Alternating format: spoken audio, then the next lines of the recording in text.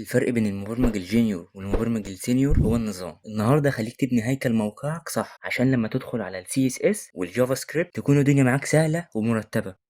في البداية لازم تعرف ان ال HTML زمان كانت عبارة عن صناديق، والصندوق ده اسمه div هي اختصار لكلمة division يعني قسم او شعبة. تخيل الdiv دي عبارة عن كرتونة فاضية وظيفتها تلم شوية عناصر مع بعض عشان تقدر تتحكم فيهم ككتلة واحدة. بعد كده في تحديثات ال HTML نظموا الاكواد اكتر بحاجة اسمها السيمانتيك element. الdiv لوحدها لحد دلوقتي بنستخدمها، لكن مع السيمانتيك element تخيل الديف دي كمخزن كله كراتين شبه بعض ومش مكتوب عليه اي اسم. هتتعب عقبال ما تلاقي اللي انت عايزه. ده بالظبط اللي حصل في ال HTML، وعشان كده ظهرت السيمانتيك element. دي عناصر ليها اسم بيوصف محتواها، مش مجرد صندوق وخلاص زي الديف. بدل ما تكتب ديف لكل حاجه بقى عندنا اسماء واضحه وصريحه بتوصف محتواها. اول حاجه عندنا الهيدر، نكتب هيدر. تاج الهيدر هو رأس الصفحه، بنضيف فيه العنوان، اللوجو.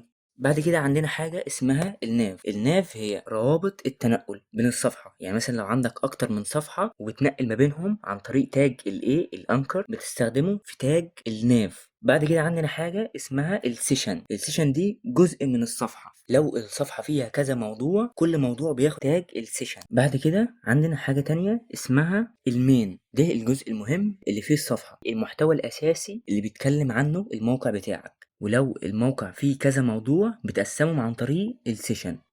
طيب اخر حاجة عندنا الفوتر هي اخر جزء في الموقع اللي بيحتوي على حقوق النشر ورابط سريع زي السوشيال ميديا. طيب ليه عملوا كل الصداع دوت من هنكتب كل حاجة جوه الديف وخلاص؟ بص، هو مش صداع، دي اكواد عملية بتشرح موقعك اكتر من انه يكون كله عبارة عن ديف ملوش معنى. يعني جوجل بيفهم موقعك اسرع وبيطلع موقعك في نتائج البحث الاول اللي هو المسؤول عنه السي او. الكود بتاعك بيبقى مريح للعين واسهل في التعديل لو في اكتر من شخص بيشتغل على الموقع. طيب دلوقتي احنا رتبنا كل الاكواد ونظمناها كويس وفهمنا كل حاجه بتعمل ايه. محتاجين ننادي على العناصر دي بقى عشان لو هنستخدمها في التنسيق ان احنا نديها الوان او حركه في السي اس اس او عن طريق الجافا سكريبت. هنا بيظهر حاجه اسمها الكلاسز والاي دي. خلونا نروح للنقطة الرابعة، الكلاس والاي دي.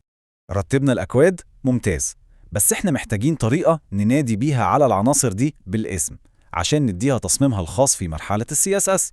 المعرفات دي نوعين، الأول هو الكلاس، وده نقدر نعتبره زي اليونيفورم بتاع المدرسة، ينفع كذا حد يلبسه، يعني ممكن يتكرر عادي. التاني بقى هو الاي دي، وده عامل زي بصمة الصباع أو الرقم القومي، حاجة كده فريدة جدا ومستحيل تتكرر في الصفحة غير مرة واحدة بس. عشان نقرب الصورة أكتر، لو عندنا كذا زرار في الموقع وعايزين نخلي لونهم أحمر، ببساطة هنديهم كلهم كلاس واحد اسمه مثلا Red Dash Button، وبضغطة واحدة كلهم هيتلونوا لأنهم لابسين نفس اليونيفورم. لكن الاي دي ده بنعينه العنصر مميز مش هيتكرر تاني، زي اللوجو الأساسي للموقع مثلا، ده بيدينا دقة تصويب ملهاش مثيل.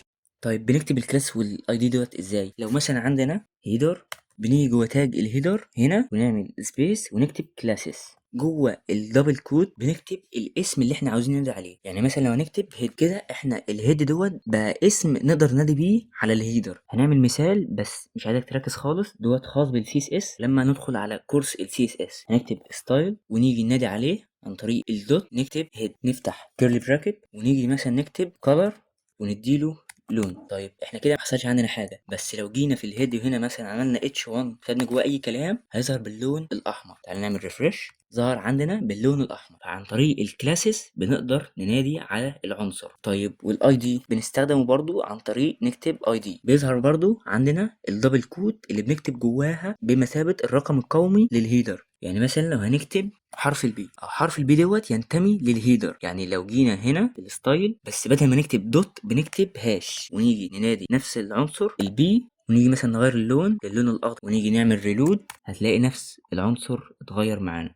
فعن طريق الكلاسز والاي دي بنقدر نمسك ونتحكم في العنصر سواء عن طريق السي اس اس او الجافا سكريبت. لو وصلت لهنا فانت قطعت مشوار كبير انك تكون مبرمج بيعرف يبني اساس صح، مش مجرد واحد بيكتب اكواد وخلاص عشوائيه. الخطوه الجايه فاضل لنا حاجات بسيطه في ال HTML وندخل على ال CSS. فلو لسه مش مشترك هيفوتك كتير. متنساش انك تشترك في القناه وتفعل زر الجرس عشان يوصلك كل جديد وتدعمنا بلايك لو الفيديو عجبك. واشوفكم في فيديو جديد. سلام.